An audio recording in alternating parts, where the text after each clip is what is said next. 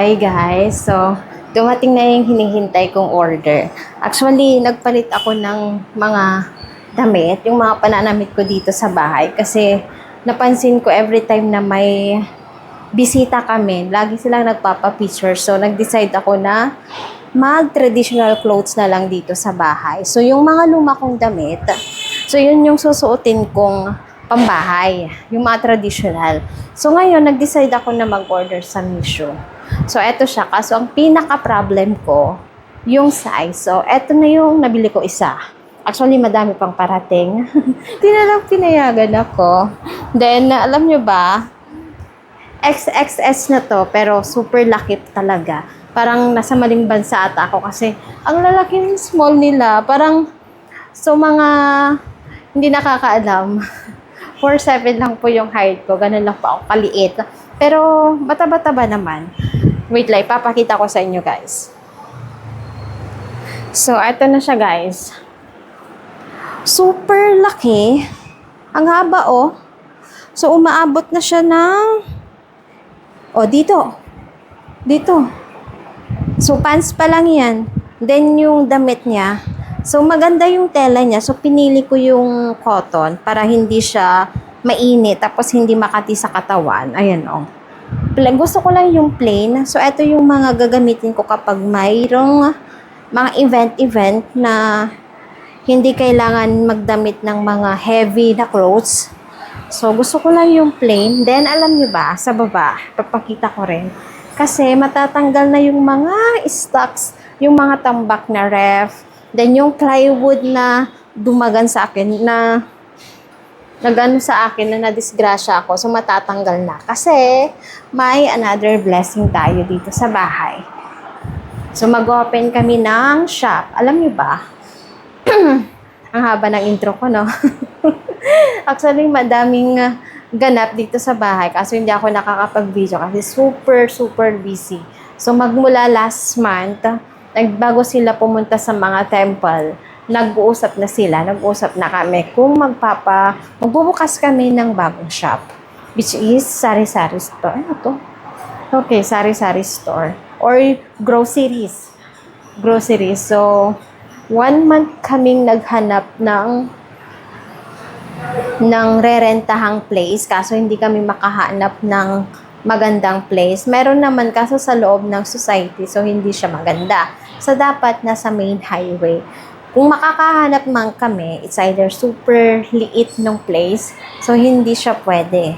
So kailangan namin ng maluwang-luwang na space kasi nga gagawin namin grocery store. So doon namin ilalagay lahat ng mga stocks.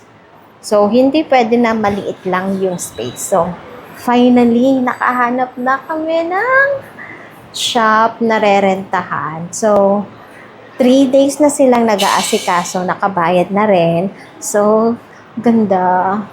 Daming blessing ngayong month. Sana tuloy-tuloy. So, itong month na to, nakahanap na. Then, nag-start na rin kaming mag-renovate doon. Madami nga lang gagawin.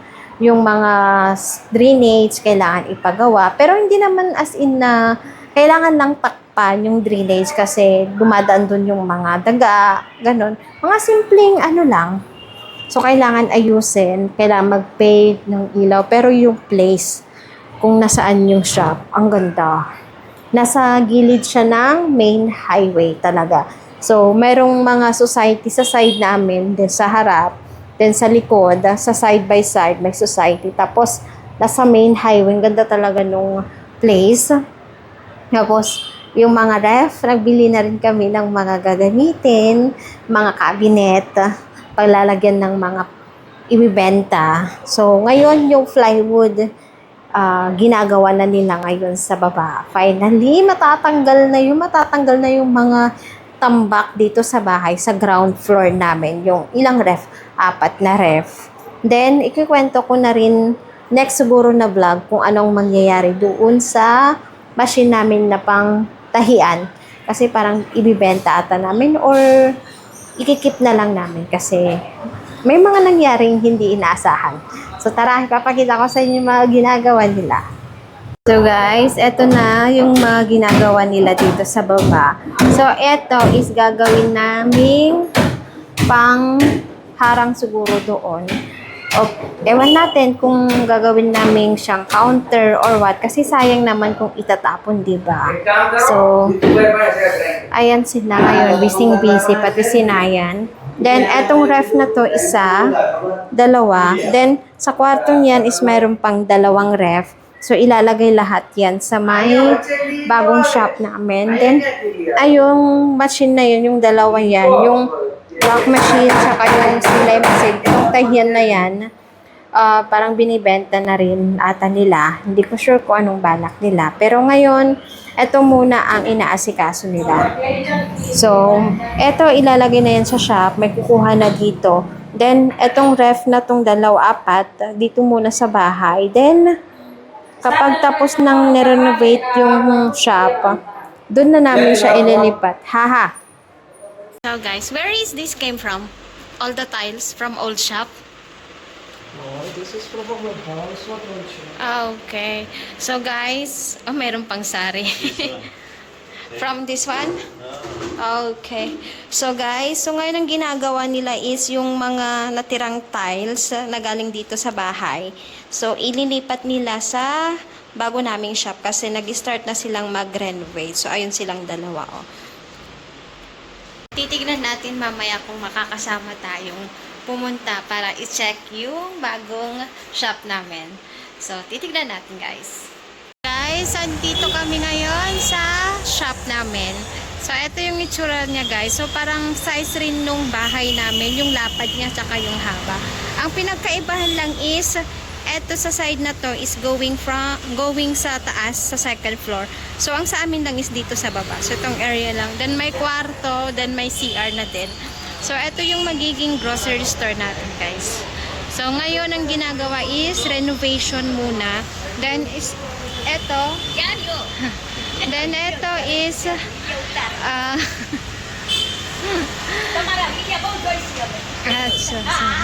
may nangangalabit sa akin. Then ito yung nagre-renovate yan is kaibigan ni Papa. So laking tulong na rin na may mga kaibigan si Papa. So ayan na, minom muna sila ng chai. So guys, bali ang problema dito sa shop na to is yung tubig, bali pantay lang kasi yung sa may kalsada tsaka dito sa loob.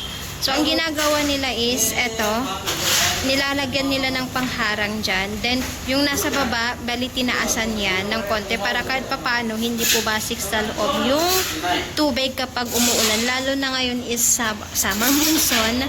Then dito guys is wala kahit ilaw. Wala, kahit ni isang ilaw, wala. Pero, mayroon naman ng inayos yung kapatid ni Nayan. Ayan o, yung kapatid ni Nayan ang nag-ayos niya na. Then, dumating na rin yung electrician. So, siya ang gagawa.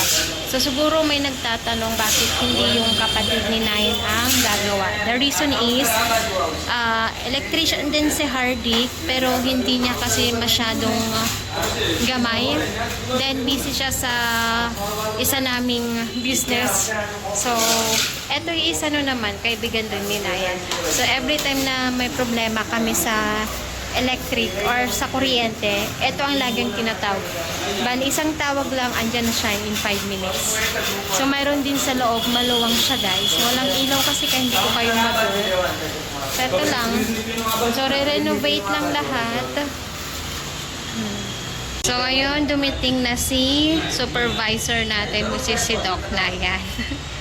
Ayan na siya, oh. Bali, bumili sila ng mga wire para sa kuryente natin. Asan yung binili nila? So, eto guys.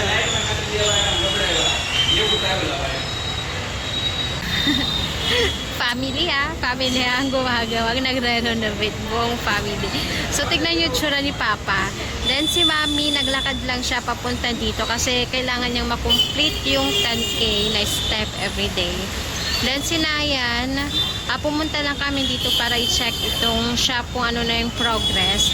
So, mga bandang next month siguro mag-o-open na. Bago mag-Diwali, mag-o-open na itong grocery store namin.